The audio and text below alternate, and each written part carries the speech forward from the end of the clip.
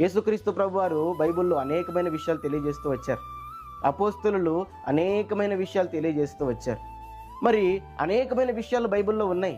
అవేవి చేయకుండా, అవేవి పాటించకుండా యేసు ప్రభు యొక్క పుట్టినరోజు చేయడానికి మాత్రం ఎంతో ఉత్సాహం, ఎంతో సంతోషం ఎందుకు వస్తున్నాయి? ప్రభువైన యేసుక్రీస్తు వారు ఏం చెప్తూ వచ్చారు? అపోస్తలులు ఏం చెప్తూ వచ్చారు? మారుమనసు పొందమన్నారు, పాపక్షమాపణ పొందమన్నారు, బాప్తిసం పొందమన్నారు.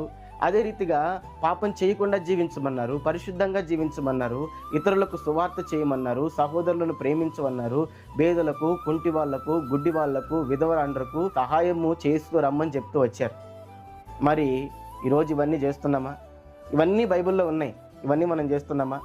బైబిల్లో ఉన్నాయి మాత్రం మనం చేయడం లేదు. కానీ బైబిల్లో లేనటువంటి ప్రభు అయిన యేసుక్రీస్తు వారి పుట్టినరోజును మాత్రం ఎంతో ఘనంగా చేస్తున్నాం. యేసు ప్రభు వారు ఎంతో ప్రాముఖ్యంగా చెప్పిన, అపోస్తలులు ఎంతో ప్రాముఖ్యంగా చెప్పిన ఏ మాటను మనం చేయడం లేదు. కానీ ఆయన పుట్టినరోజును మాత్రం ఘనంగా చేస్తున్నాం. ఎందుకు? ఆయన చెప్పింది చేయకుండా, ఆయన చెప్పినట్టుగా నడవకుండా ఆయన పుట్టినరోజును చేస్తే ఆయన సంతోషిస్తాడా? బైబిల్లో ఉన్నవి చేస్తేనే మనం పరలోకానికి వెళ్తాం. బైబిల్లో లేనివి చేస్తే మనం పరలోకానికి వెళ్ళం. బైబిల్లో యేసు ప్రభు చెప్పిన మాటలు, అపోస్తలులు చెప్పిన మాటలు అవి జ్ఞాపకం పెట్టుకొని ఆ రీతిగా జీవిస్తే పరలోకానికి వెళ్తాం. అవి చేయకుండా క్రిస్టమస్లు చేస్తూ, హంగామా చేస్తూ మనం పరలోకానికి వెళ్ళం. ప్రభు అందుని బట్టి సంతోషించడు. ఒక తండ్రి ఉన్నాడు, ఆ తండ్రికి ఒక కుమారుడు ఉన్నాడు. ఆ కుమారుడిని తండ్రి ఎంతగానో ప్రేమిస్తూ వచ్చాడు. ఆ కుమారుడి కొరకు ఎంతో ప్రయాసపడుతూ వచ్చాడు, కష్టపడుతూ వచ్చాడు. ఆ కుమారుడిని ప్రయోజకుని చేశాడు. ప్రయోజకుడైన తర్వాత కుమారుడు తండ్రితో మాట్లాడడం మానేశాడు. తండ్రి బాగోగులు చూడడం మానేశాడు. చెడు వ్యసనాలకు అలవాటు పడ్డాడు.